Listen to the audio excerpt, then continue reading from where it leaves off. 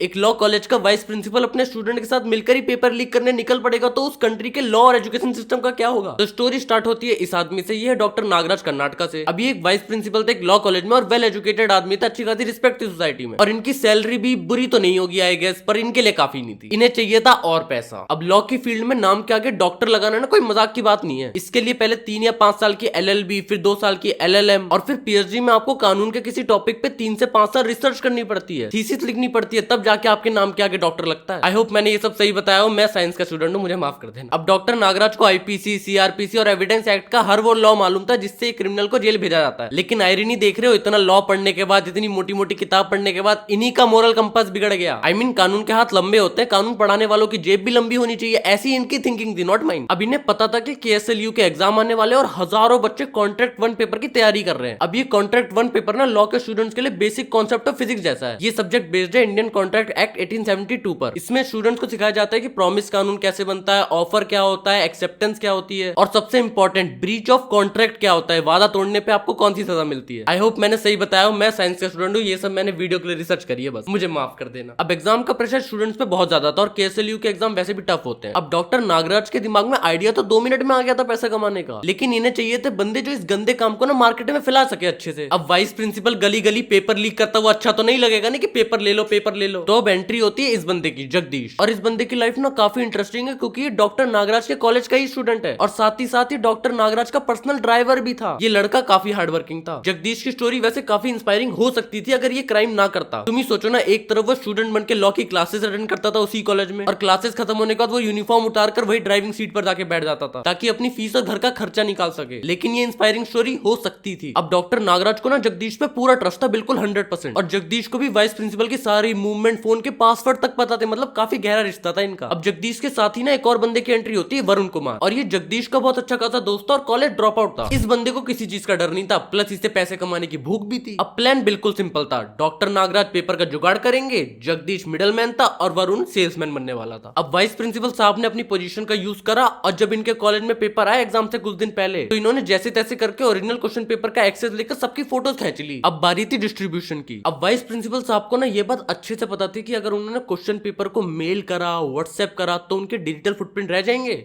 और वो फंस जाएंगे। तो इन्होंने जगदीश से बोला कि तुझे मेरे फोन से ये फोटोज कैसे भी लेनी है ले लियो, लेकिन इंटरनेट यूज मत करियो। अब यहाँ डॉक्टर नागराज ने अपना क्रिमिनल माइंड लगाया था क्योंकि उन्हें पता था कि साइबर सेल वाले ना सबसे पहले ओरिजिन ढूंढते हैं कि पहला मैसेज किसने भेजा था। इसीलिए अगर वो व्हाट्सअप करते तो सर्वर लॉग में वही एंट्री हो जाती कि sender doctor Nagraj, receiver Jagdish, सारा तेल वहीं खत्म हो जाता। इसीलिए इन्होंने एयर गैप टेक्निक यूज करने की कोशिश करी। डॉक्टर नागराज के दिमाग में ये भी चल रहा था कि कल को वो पकड़े जाए तो वो बोल सके कि मेरा फोन तो गाड़ी में था, मेरे ड्राइवर ने खोल के फोटोज खींच ली, वो भेज दी। अब जगदीश ने वैसे ही करा जैसा उसे कहा गया था। उसने फोन से फिजिकल ट्रांसफर मार ली फोटो, मतलब ब्लूटूथ USB डाटा केबल से। और अब यहाँ से चीजें ना खराब होना चालू होती हैं। जगदीश ने खुद क्वेश्चन पेपर फिजिकली ट्रांसफर करने के बाद खुद इंटरनेट यूज करके वरुण को फॉरवर्ड कर दिया व्हाट्सएप पे क्वेश्चन पेपर।